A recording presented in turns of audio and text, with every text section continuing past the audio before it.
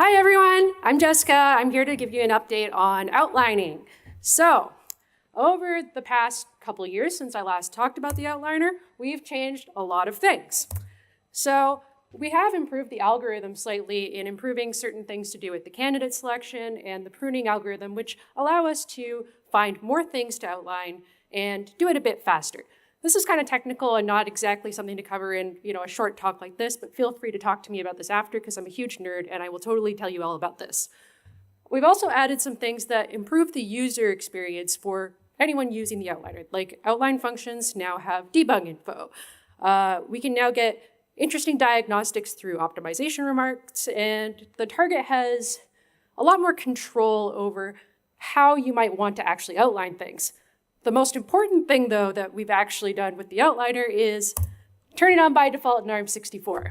Now, when I originally talked about the outliner, we only had x86 outlining. So with that being said, we should probably talk a little bit about how do you make the outliner work on a new target? Well, it's actually pretty easy. There's a bunch of these target hooks that you would implement in your my target name inster info files, and the outliner just picks up the rest of it. And then in ARM64, you can just enable it using moutline and disable using mnoutliner. You could pretty easily add this flag support to your own target with like 2 lines of code. So it's kind of nice. So how does it do? Well, right now we're getting around a 6% code size improvement with OZ. If you use LTO, you get around almost up to 10%. It's 8.8, it's pretty good. You also get something a bit better with OS.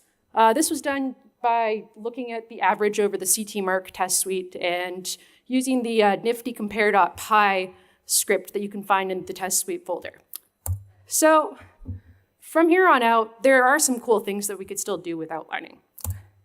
I mentioned OS there, and OS is an interesting target for outlining because more people tend to use OS than OZ on average, and that would be an interesting space to explore. Moving the outliner pre-register allocation, or even working with, a couple of years ago, Riddle gave a lightning talk as well on his IR level outliner, which would be very interesting to pursue a bit further. Also, adding the support for outline functions with parameters would be useful as well. The big thing that hits the outliner today is actually, say, register allocation. You have a lack of similarity that I think that you could leverage by taking advantage of taking some of that out. Like if you have virtual registers, for example, you could probably find some more similarity.